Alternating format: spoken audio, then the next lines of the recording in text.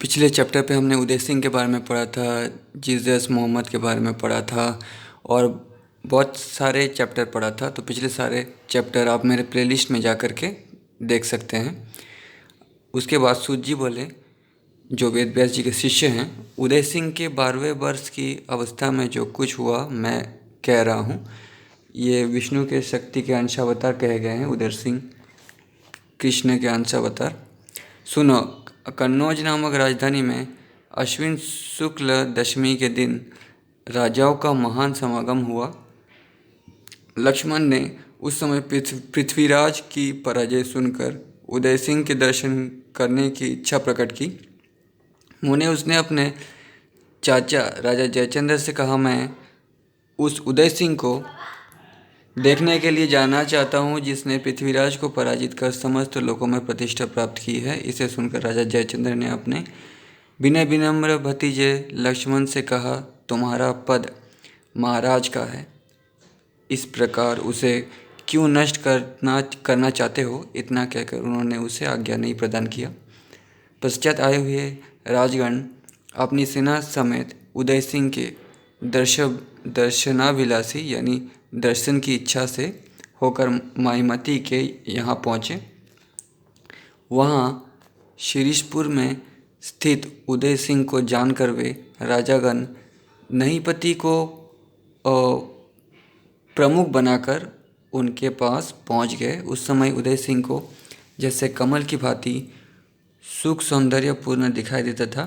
देखकर वे राजागण प्रसन्नतापूर्वक चारों ओर उनकी प्रशंसा करने लगे। उसे सुनकर क्रुद्ध होकर माहीमती ने उस सभा के भीतर ही राजाओं से कहा, आप दूर निवासीगण जिसकी इतनी प्रशंसा कर रहे हैं, उनके पिता की मृत्यु माहिष्मती नगरी में हुई है।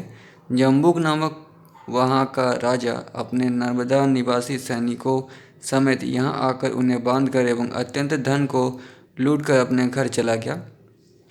वहाँ शिलापत्र में उनकी देह को पिसवा दिया है और उनके सिर आज भी वहाँ बट वृक्ष में लटक रहे हैं। इस प्रकार वे वहाँ पुत्र कहते हुए आज भी स्थित है। जिसके बलवान पिता इस भांति प्रेत शरीर में दुखानुभव कर रहे हो, उसका अद्भुत होना व्यर्थ है और उसकी प्रिय कृति भी नष्ट हो जाती है। इसे सुनकर नम्रतापूर्वक उदय सिंह ने उन राजाओं के समक्ष कहा, मेरे पिता गुर्जर यानी गुजरात गए थे, जहाँ वो युद्ध हुआ था नरभक्षी म्लेच्छों के साथ। वहाँ उस गुजरात के राजा का युद्ध आरंभ हो गया। देशराज और वत्सराज वहाँ रणस्थल में भीषण संग्राम करते हुए म्लेच्छों द्वारा स्वर्गीय हुए, ऐसा मैंने सुना था। किंतु मामा ने आज उन दोनों के मरण में नवीनता प्रकट की है। यदि यह कहना इनका सत्य है तो मेरे पौरुष को आप लोग देखिएगा। देर नहीं है। इतना सभा में कहकर उदय सिंह अपनी माता के पास पहुँचे। उनसे माईपति का कथन स्पष्ट कहकर उन्होंने पूछा भी, किंतु वज्र के समान इस वाणी को सुनकर उनकी माता ने पति दुख से दुखी होकर रुदन करने के अतिरिक्त कुछ उत्तर नहीं दिया। पश्चात उदय सिंह ने अपने पिता का वध और राजा जम्बूक का शिव भक्त होना जानकर भगवती दुर्गा जी का मानसिक स्मरण करना आरंभ किया। उस शिव की अर्धांगिनी जगत जननी की बार बार जय हो, जो निखिल लोक के शूर पितर और मुनियों की निधान रूप है। तू ही इस चर अचरमय जगत को उत्पन्न पालन एवं संहार करती हो। इस प्रकार मानसिक ध्यान करते हुए उदय सिंह सैया पर निर्मग्न हो गए। उस समय भगवती ने प्रसन्न होकर बलि तालन को मोहित कर उसे उदय सिंह के पास भेजा। अपनी 4 लाख सेना समेत तालन वहाँ शीघ्र आ गया।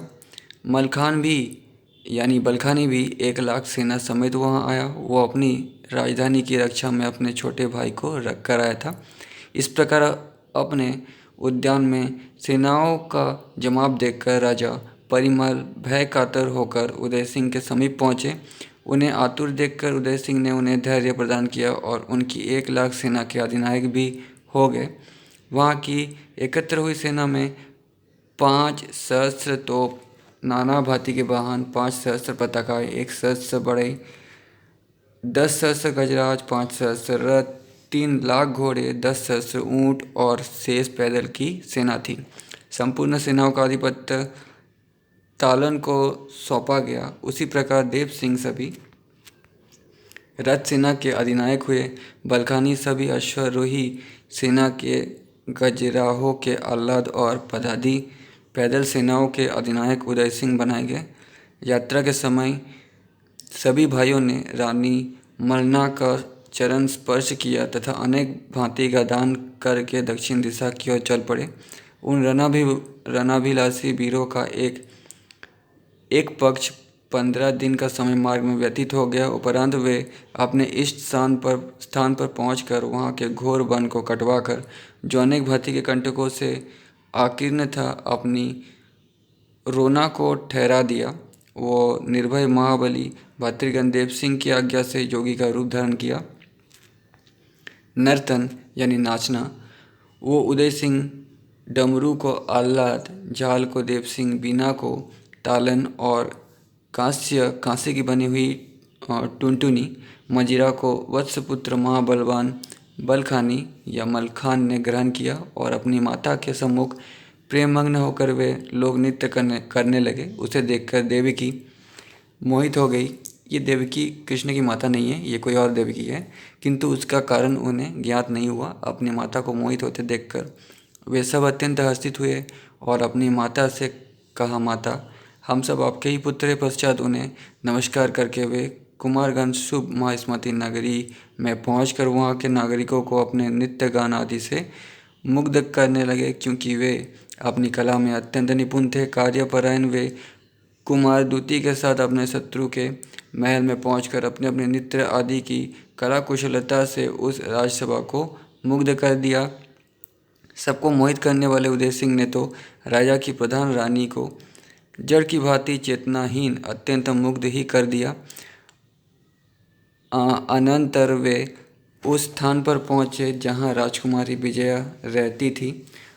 उसने पुरुष श्रेष्ठ उदय सिंह को, जो कि श्याम वर्ण और सौंदर्यपूर्ण रूप था, देखकर वो इतना मोहमुग्ध हुई, लज्जाहीन होकर वो उनसे उपभोग कराने के लिए तैयार हो गई। उदय सिंह ने उसे उस प्रकार कामपीड़ित देखकर उस मदमत्त कामिनी से शत्रु को पराजित करने के लिए भेद पूछा। उसने कहा, देवी की पुत्र, आप मेरा हाथ पकड़कर अपनी बनाने की प्रतिज्ञा करें तो मैं अपने पिता के कठिन भेदों को बता सकती हूँ। उन्होंने स्वीकार करते हुए उसका हाथ पकड़ा और शत्रु के भेद को जानकर उसे आश्वासन दिया। पश्चात प्रसन्न होकर अपने निवास स्थान को लौट पड़े। उसी बीच रानी ने प्रेममग्न होकर उस योगी से कहा, मैं तुम्हारे नृत्य से अत्यंत प्रसन्न हूँ, अतः तुम्हें इस देशराज की रानी का 9 लाख हार उपहार दे रही हूँ। इसे सुनकर वत्सपुत्र बलखान ने रानी की विस्तृत प्रशंसा करते हुए उसे सादर ग्रहण किया। पश्चात सबको साथ लेकर वे राजा जम्बूक के महल में पहुँचे। वहाँ पहुँचकर उदय सिंह नृत्य और बलखानी गान करने लगे एवं शेष, तालन आदि उसी भांति अपने वाद्यों की ध्वनि में मग्न होने लगे। वहाँ अपने बंधुओं समेत कलिया भी उपस्थित था। उसने उदय सिंह से कहा, श्याम जी, मन इच्छित वस्तु की याचना करो। शत्रु की इस वाणी को सुनकर बलखानी ने कहा, राजन, लक्षावती नामक वैश्यांगना यदि अपनी कला प्रवीणता का प्रदर्शन कराए तो हमें अत्यंत प्रसन्नता होगी। इसे सुनकर राजा ने लक्षावती नामक वैश्या को, जो देशराज की परम प्रेयसी थी, उस सभा में नृत्य करने के लिए आदेश प्रदान किया। वो वैश्या पुत्र आह्लाद को योगी का भेष धारण किए देखकर अपनी आंखों से आंसुओं की धारा बहाती हुई रुदन करने लगी। उस समय उसे रुदन करते देखकर आह्लाद ने भी रुदन करते हुए अपनी दोनों भुजाओं पर ताल ठोकना आरंभ किया। उधर उदय सिंह ने उसके कंठ को उसी हार से विभूषित कर दिया। क्रुद्ध होकर रक्त नेत्र करके आह्लाद ने कहा, मैं और ये उदय सिंह अपने पिता के बैर शोधनार्थ यहाँ आए हैं। अपने शत्रु राजा एवं उसके समस्त परिवार का हनन मैं निश्चित करूँगा। इसे सुनकर बलवान कालिय ने अपने पिता की आज्ञा से सतबीय सेनाओं को उन लोगों को बांधने तथा प्रमुख दरवाजे के फाटक किवाड़ को बंद करने के लिए आदेश दिया। शत्रु की उस सहस्त्र सेना को सम्मुख उपस्थित होते देखकर वे क्षत्रिय वीर अपने अपने खड्ग लेकर उसमें प्रविष्ट होकर उन्हें धराशायी करने लगे। उन 100 सूरों की सेना को नष्ट होते देखकर कलिया यानी करिया भयभीत होकर अपने पिता को छोड़कर वहां से भाग गया और आह्लाद आदि वे क्षत्रिय वीर उस राजमहल से बाहर हो गए। पश्चात शीघ्रता से अपनी सेना में पहुंचकर उसे सुसज्जित कर युद्ध के लिए तैयार हो गए। इन लोगों ने नर्मदा के तट पर अपने शिविर को लगवाया था। पुनः नलबमात्र एक सुपुष्ट सेतु बनाकर उसी द्वारा अपनी सेनाओं को नर्मदा पार किया और मलखा नदी वीरों ने निश्चित कर चारों ओर से सेना द्वारा उस माहिष्मती नगरी को घेर लिया तथा भीषण गर्जना करने वाली तोपों के गोले से उस नगरी की गगनचुंबी अट्टालिकाओं वाले महलों को भूमि पर गिरवाना आरंभ कर दिया। वहाँ के निवासी भयभीत होकर अपने परिवार एवं प्रमुख द्रव्यों को लेकर विंध्य पर्वत की गुफाओं में जाकर रहने लगे। उस करिया ने गजों की सेना के मध्य में पंचशब्द नामक गजराज एवं स्वयं स्थित होकर 10 सहस्त्र पीलवानों समेत रणस्थल की ओर प्रस्थान किया। उसी भांति सूर्यवर्मा नामक उसका अनुज 3 लाख अश्वारोहियों की सेना को साथ लेकर तुंदिल रथ पर बैठकर 1 सहस्त्र रथियों के साथ रंकन बंकन नामक दोनों म्लेच्छ 4 लाख की सेना और 1 सहस्त्र म्लेच्छ राजाओं एवं दक्षिण प्रदेश निवासी इन दोनों म्लेच्छों को अग्रसर करके युद्धस्थल की ओर प्रस्थित हुए। रणस्थल में दोनों सेनाएं हृदय विदारक तुमुल युद्ध करने लगी।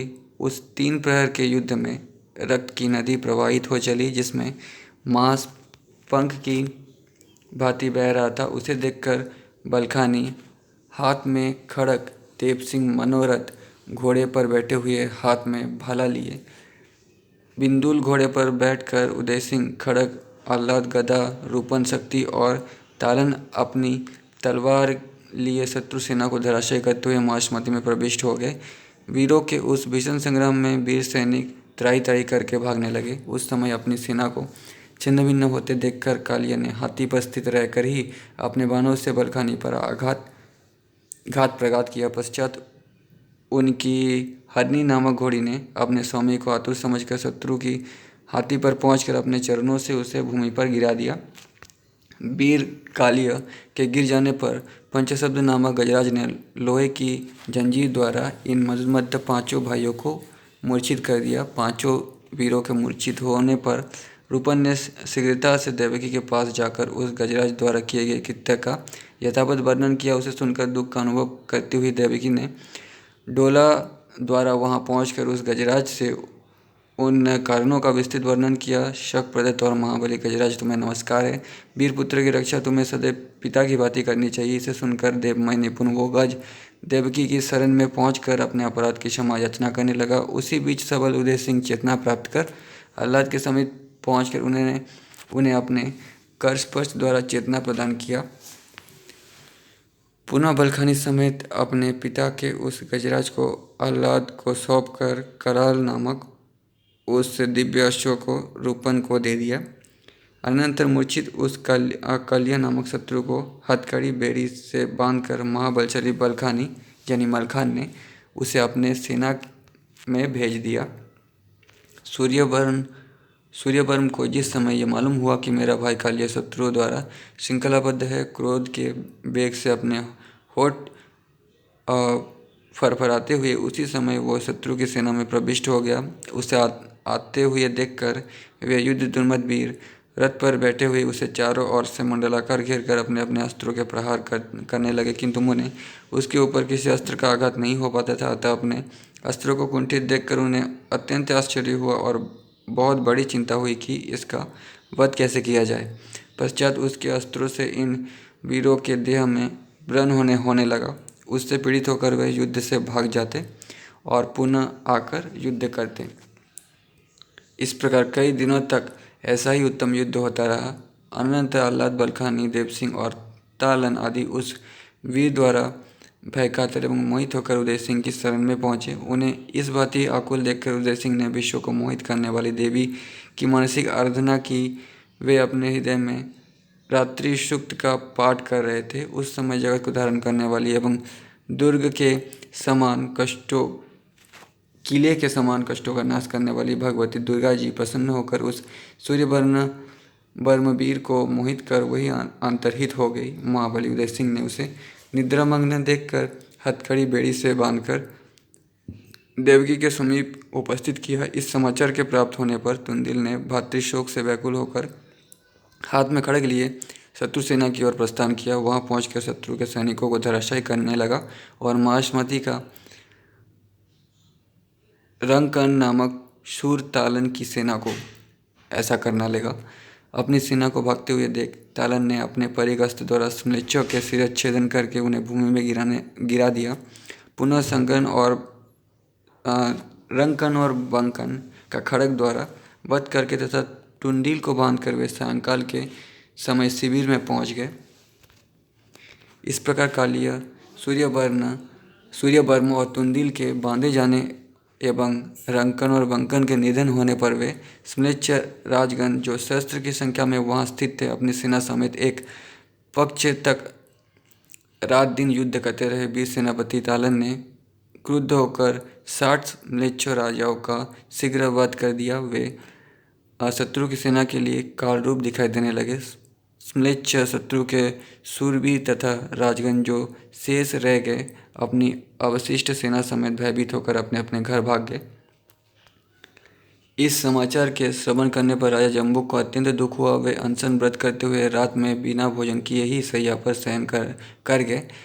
चिंतित रहने के कारण उन्हें नींद नहीं आई। आधी रात के समय उनकी विजया नामक पुत्री ने, जो पूर्णकला की ज्ञाता तथा ब्रज निवासिनी राधा रूप थी, अपने पिता को आश्वासन प्रदान कर शत्रु के शिविर स्थान पर पहुंचकर वहां के रक्षकों को मोहित कर दिया। पश्चात अपने भाइयों के समीप पहुंचकर उन 5 वीरों को भी अपनी राक्षसी माया द्वारा मोहित कर अपने भाइयों को डोला में बैठाकर अपने पिता को समर्पित कर दिया। प्रातःकाल जागने पर स्नान ध्यान आदि क्रियाओं से निवृत्त होकर जब सब लोग शत्रु स्थान पर गए जहाँ उन्हें बंदी बनाकर रखा गया था, वहाँ उन्हें ना देखकर अत्यंत दुख प्रकट करते हुए लोग कहने लगे कि ऐसा होने का कारण क्या है। उस समय देव सिंह ने कहा, यहाँ शत्रु की पुत्री विजया आई थी, वही अपनी राक्षसी माया द्वारा उन्हें यहाँ से भगा ले गई है। अतः तुम लोग मेरे साथ वहाँ चलो जहाँ उसके गुरु रहते हैं। उसके गुरु का नाम एलबिली है। वे विंध्य पर्वत के ऊपर भांति भांति के पशु आदि से निसेवित उस महावन में कुटी बनाकर रहते हैं। वो योग सिद्ध प्राप्त है, इसीलिए उसे राक्षसों से कोई भय नहीं है, किंतु इतना होते हुए भी वो अत्यंत कामी है। राजा जम्मू की पुत्री प्रतिदिन सज्जनों समेत या अकेले ही जाकर उसके साथ रमण करती है। उसी एलबिली ने मनुष्य मोहित करने वाली इस माया को उसे प्रदान किया है। उस नीच पुरुष के समीप पहुंचकर हम लोग अवश्य कार्य सिद्ध कर लेंगे। इसे सुनकर आह्लाद के अतिरिक्त वे चारों भाई उस वन के लिए चल दिए। वहां पहुंचकर इन लोगों ने उस धूर्त मायावी को अपने नित्य गान द्वारा मुग्ध करके उस दिन उसी के निवास स्थान पर निवास किया। वो नराधम पूर्वजन्म में चित्र नामक महाराक्षस था, जो बाणासुर की कन्या उषा को अपनाने के लिए नित्य शिव जी की आराधना कर रहा था। इस जन्म में इसका एलबिली नाम हुआ है। बाणासुर वो अत्यंत आवेग से यक्ष की पूजा कर रहा है, क्योंकि उन दोनों में ये निश्चय हुआ कि जब मेरा विवाह संस्कार हो जाएगा तो वो विवाहित पति का त्याग करके मैं सदैव के लिए आपकी हो जाऊंगी। मतलब पिछले युग के लोग कलयुग में भी जन्म ले रहे हैं बार बार, ठीक है। इससे यही पता चलता है वो अत्यंत आवेग से यक्ष की पूजा कर रहा है, क्योंकि उन दोनों में ये निश्चय हुआ है कि जब मेरा विवाह संस्कार हो जाएगा तो उस विवाहित पति का त्याग करके मैं सदैव के लिए आपकी हो जाऊंगी। पश्चात इन लोगों ने उसका वध करके पुनः उस रणस्थल में पहुंचकर जम्बूक के दुर्ग पर चढ़ाई कर दी और चारों ओर से उसे घेर कर वहाँ के वीरों को धराशायी कर दिया। उस समय राजा जम्बूक ने, जिन्हें शिवजी का वरदान प्राप्त था, उन 5 महावीरों को पराजित करके हथकड़ी बेड़ी द्वारा उन्हें बांधकर उनकी बलि देने के निमित्त शैव यज्ञ करना आरंभ किया। तदुपरांत इसका अनुपूर्वी वर्णन रूपन ने देवकी से किया। उसे सुनकर अत्यंत अधीर होकर देवकी ने भयनाशिनी भगवती पार्वती की शरण में जाकर उनकी मानसिक आराधना की, मतलब उनको याद किया। प्रसन्न होकर जगत जननी देवी ने उससे कहा, देवी की कल्याणी, इस समय पुत्र शोक क्यों कर रही हो? जिस समय जम्बूक हवन करते हुए उन लोगों की बलि देने के लिए प्रस्तुत होगा, मैं उस समय उसे मोहित कर तुम्हारे पुत्र को मुक्त कर उन्हें विजय प्रदान करूंगी। इसलिए मेरा कहना है कि तुम अपने मन में शोक के लिए स्थान मत दो। इसे सुनकर उस पतिव्रता ने नमस्कार पूर्वक धूप दीप और उपहार द्वारा सविधि महेश्वरी देवी की पूजा संपन्न की। इसी समय राजा देवमाया द्वारा मोहित होकर निद्रित हो गए, मतलब सो गए, और ये लोग बंधन मुक्त होने पर दृढ़ श्रृंखला द्वारा उस राजा को बांधकर निर्भय होकर अपनी माता देवकी के पास पहुँचे। इसे सुनकर कालिया आदि तीनों पुत्र ने 3 लाख सैनिकों को साथ लेकर रणस्थल में जाते ही युद्ध की घोषणा की। उन दोनों सेनाओं का आपस में पुनः घोर संग्राम आरंभ हुआ, जिसमें लालन आदि चारों वीरों ने उस सेना का हनन करके उन 3 भाइयों को, जो प्रमुख शत्रु थे, घेर कर अपने अपने अस्त्रों से कठिन आघात प्रतिघात करना आरंभ किया। इस प्रकार समान रूप से कई दिन तक वो युद्ध होता रहा। उस समय कालिया दुखी होकर भगवान शंकर का मानसिक स्मरण करने लगा। पश्चात मोहन मंत्र द्वारा शत्रुओं को मुग्ध कर रहा था। उसी समय पति परायण देवकी देवी ने अपने पतिव्रत पुण्य के प्रभाव से अपने पुत्र के पास पहुंचकर पंचशब्द नामक गजराज पर स्थित उस पुत्र को बोधित करते हुए निखिल विश्व का विमोहन करने वाली माता को पुनः प्रसन्न किया, जिससे देवी द्वारा चेतना प्राप्त कर आह्लाद ने सूर्य वर्मा उदय सिंह ने कालिया और बलखानी यानी मलखान ने जम्बूपुत्र तुंदिल का निधन किया। विप्र पूर्व जन्म में कालिया जरासंध था, तो जरासंध भी फिर से जन्म लिया है। उसी भांति सूर्य वर्म द्वित नामक बानर था, जो जैसा कि मैंने रामायण में पढ़ा है, वाल्मीकि रामायण में, तो कृष्ण गीता में कहते हैं कि आत्मा कभी नहीं मरती, वो बस शरीर चेंज करती रहती है। कहने का मतलब है कि वो फिर से शरीर लेकर पृथ्वी में आती है, जन्म लेती है। तो उसी तरह यहाँ पे जो बानासुर की पुत्री को पाने वाला राक्षस था, उसने भी जन्म लिया। यहाँ पे कहा गया है जरासंध ने भी जन्म लिया कलयुग में, और द्वित नाम का वानर वो भी जन्म लिया है। तुंदिल त्रिशिरा राक्षस और जम्बुक श्रृगाल था। इस भूतल पर ये नृपगण सदैव ईर्ष्या, वैर और कलह क्रिया करते हैं। इस प्रकार शत्रु के पुत्र के निधन होने के उपरांत पति शोकपरायण देवकी ने शत्रु जम्बुक को खड़ग से छिन्न भिन्न किया। तो दोस्तों, युधिष्ठिर के अंशावतार, कृष्ण के अंशावतार, भीम के अंशावतार, नकुल सहदेव का अंशावतार, ये भी हमने पिछले चैप्टर पे पढ़ा है। अभी यहाँ पे जरासंध का नाम आया है। अनंतर उदय सिंह ने स्नेह से आर्द्र होकर अपने पिता के दोनों सिर अधीर होते हुए जम्बूक के हृदय स्थान पर रखा। उस समय वे दोनों सिर हंसकर बोले, उदय सिंह चिरंजीवी रहो। महामते, मेरे निमित्त गया में श्राद्ध सपन करो। उस प्रेत देह से निकली हुई ऐसी वाणी सुनकर देवकी देवी ने शिला यंत्र में शत्रु जम्बूक को स्थापित करते हुए हर्षातिरेक से पुत्र से कही, पुत्रगण, अपने पिता के परम शत्रु एवं इस नराधम जम्बूक का तिल की भांति खंड खंड कर इसमें पिसवा डालो, क्योंकि मैं इसकी देह से तेल को लगाकर स्नान करूंगी। इतना कहकर वे अत्यंत रुदन करने लगी। वे पुत्र उनकी आज्ञा पालन करने के उपरांत मलखान आदि पुत्र के साथ रानियों समेत एकत्र होकर अपने पिता की अंतिम संस्कार किया। उसी समय रानी मलना ने अपने पति राजा परिमल को मरणासन्न देखा।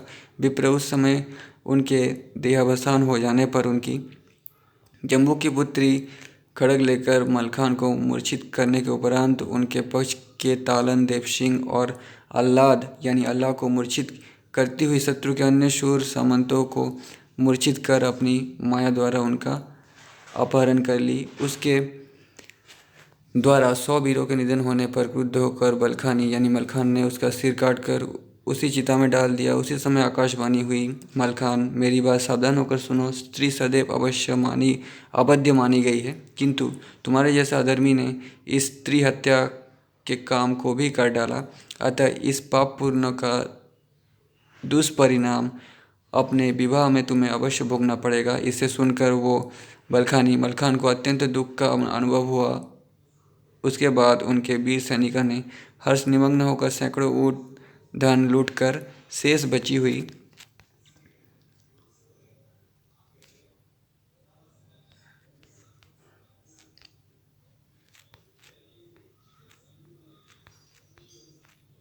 आदि सेना समेत अपने को कृतकृत्य मानते हुए महोबा के लिए प्रस्थान किया।